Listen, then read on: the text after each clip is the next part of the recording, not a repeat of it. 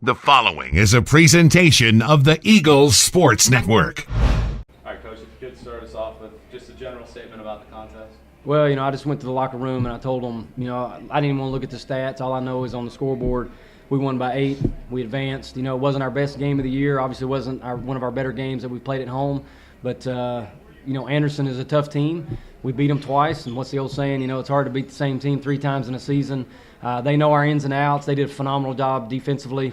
I'm just proud of how our kids, we're at home. There's a little bit of pressure being that 1 seed to try to advance to the next round. And that's all that really matters at this point. As long as you're advancing and you're winning the game and you get to play another day, then I'm going to be happy as a coach. Did we do everything great? Nope. Did they make enough plays down the stretch to win the game? Yes, and so that makes me a happy coach. You out-rebound them. They're one of the better defensive teams in the country. What were they doing to frustrate your offense? I think they got Mike a little frustrated there with Mullenhauer. She's a very long defender, got a couple of block shots there. They weren't giving us avenues to the lane. Everything that we got to some degree were earned. I think Harris got a pick off there to get an easy layup. Bree got one in the first half. But for the most part, didn't feel like we were getting easy second chance points or easy buckets in transition. So, you give them credit. They did a good job in defensive transition. They certainly did a good job in their half-court defense as well.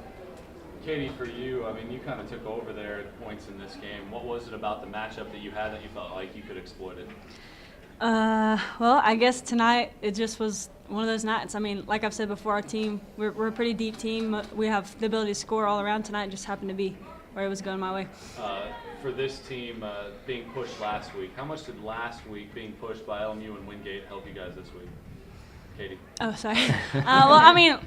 Our conference is crazy strong. LMU, it was a big battle. Wingate's a big battle. And coming in tonight, Anderson, they're a really good team. And so last weekend really helped prepare us for this night. Harris, for you, I think you had an assist down the stretch to Katie during the 9-0 run. I think you had a layup, and then you handed it off to Bree. What was it about the last few minutes that you were able to kind of get the offense rolling there late? I think the end of the third and the beginning of the fourth, we got really stiff offensively. And I was just telling them in the locker room that we play at our best when we're playing loose. And so I think, getting to the rim and open up some shots for Bree at that big 3 she had, I think that the ball just kind of went our way towards the end. For this team to win yet another one like this in your home gym, is this kind of hopefully for you, the dud that you kind of get out of the way as you prepare for a Leonard team you've already played and a good limestone team?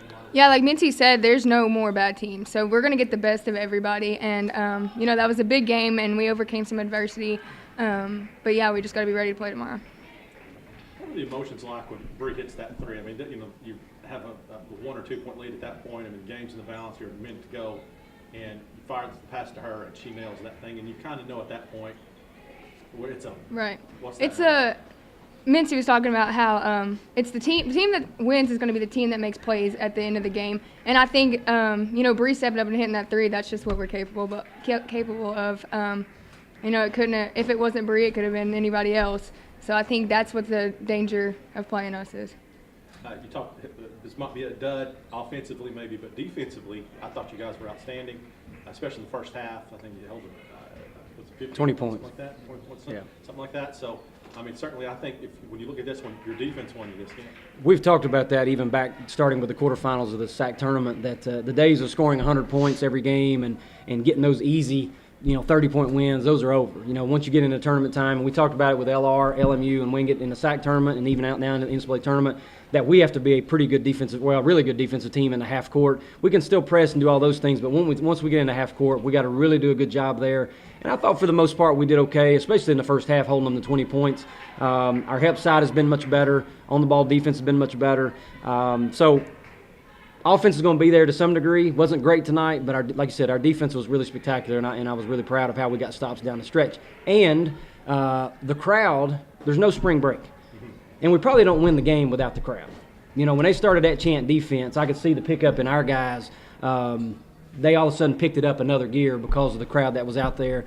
And so for us to be able to be at a Division II women's basketball school with no spring breakers here or no students really here and the community fill in, that was a great feeling for our kids, and I'm glad they got to enjoy that, especially when Bree hit that 3. I felt like the roof came off the building. So that's good for these girls, and they deserve that.